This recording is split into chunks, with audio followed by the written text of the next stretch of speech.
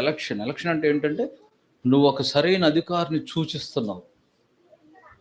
అది బ్లైండ్గా ఉండకూడదు. అది క్రైస్తవ్యానికి వ్యతిరేకమైన దాన్ని సూచించకూడదు.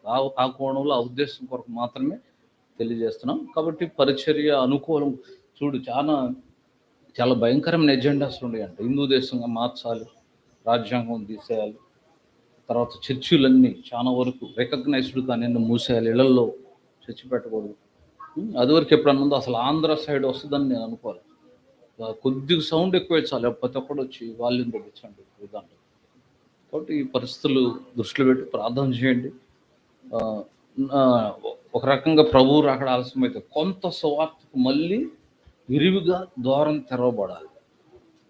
అప్పుడు కొంతమంది అయినా సిద్ధపడడానికి అవకాశం ఉంది. ఆ కోణంలో ఆలోచించాలి. ఓకే, ఈ సమయంలో మనం మరి లేచి నిలబడి పాట పాడుతుంటాం.